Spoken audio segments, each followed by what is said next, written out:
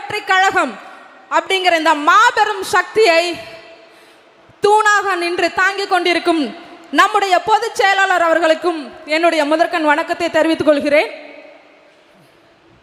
ஓடுமின் ஓட உருமின் வரும் மளவும் வாடி இருக்குமாம் கொக்கு. ஆமாங்க, கொக்கு எப்படி தனக்கான ஒரு மிகப்பெரிய வாய்ப்பு உருமீன், அதாவது பெரிய மீன் வர வரைக்கும் காத்துட்டு இருக்குமோ, அதே போல தமிழ்நாட்டு மக்களும் தனக்கான ஒரு பெரிய வாய்ப்பு வரும்னு காத்துட்டு இருந்தாங்க. அப்படிப்பட்ட ஒரு வாய்ப்பு தான் நம்முடைய முதல்வர் அவர்கள். இந்த வாய்ப்பை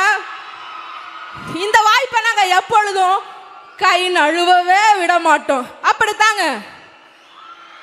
ஆமாங்க, நாங்க தேர்தல் பிரச்சாரத்தின் போது நிறைய ஊர்களுக்கு போனோம். நாங்க பல கேள்விகளை கேட்டோம்.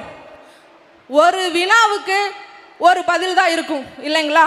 பல வினாக்களுக்கு பல பதில் இருக்கும். ஆனா இங்க நாங்க தேர்தல் பிரச்சாரத்தப்ப கேட்குற பல கேள்விகளுக்கு, மக்கள் கிட்ட கேட்ட பல வினாக்களுக்கு அவங்க கொடுத்தது ஒரே ஒரு பதில் தான். என்ன பதில்? பெண்களுக்கு பாதுகாப்பு வேண்டும் அப்படின்னு நீங்க நினைச்சீங்கன்னா நீங்க வாக்களிக்க வேண்டிய ஒரே ஒரு சின்னம். கேட்கல, சத்தமா விசில். குழந்தைகளுக்கு தரமான கல்வி வேணும்னு நினைச்சீங்கன்னா நீங்க வாக்களிக்க வேண்டிய ஒரே ஒரு சின்னம் விசில்.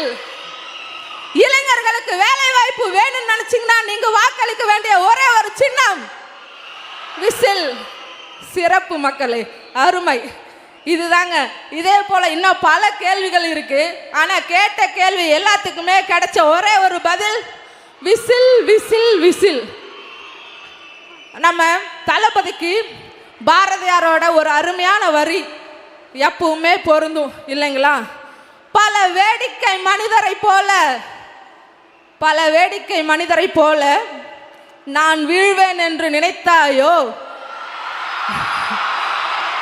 தேடி சோறு நிதம் தின்று பல சின்னஞ்சிறு கதைகள் பேசி மனம் வாடி துன்பம் மிக உழன்று பிறர் வாட பல செயல்கள் செய்து நரை கூடி கிழப்பெருவம் எய்தி கொடுங்கூற்றுக்கு இரையான பின் மாயும் பல வேடிக்கை மனிதரை போல. மக்களே, அடுத்த வரி, நான் வீழ்வேன் என்று நினைத்தாயோ. அப்படிப்பட்ட அருமையான பாரதியாரின் வரிகளுக்கு சொந்தக்காரர் தான் நம்முடைய தமிழக முதல்வர். பல்வேறு போராட்டங்களை கடந்து இன்னைக்கு எல்லாருமே வெற்றி என்னும் வாகை மலரை சூடுவதற்கு காரணம் நம்முடைய ஒரே ஒரு முகம், தளபதி அவர்கள் மட்டும்தான். இந்த முகம் எப்பவுமே நம்ம தேடி வந்துட்டே இருக்கும். மக்களுக்கான நல்லதை மட்டுமே செய்யும். நல்லாட்சி, மக்களாட்சி, இது எல்லாமே வேணும்னு நம்ம நினைச்சதுனால நமக்கு கிடைச்ச ஒரு அற்புதமான வாய்ப்பு தான் நம்முடைய தமிழக முதல்வர். இந்த வாய்ப்பை நாங்கள் எப்பவுமே நழுவ விட மாட்டோங்கண்ணா.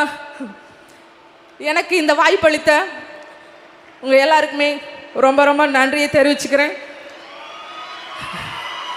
பணநாயகம் தோற்றது, ஜனநாயகம் வென்றது. ஜனநாயகன் சீக்கிரமே நம்மளை பார்க்க வருவார். நன்றி நன்றி நன்றி.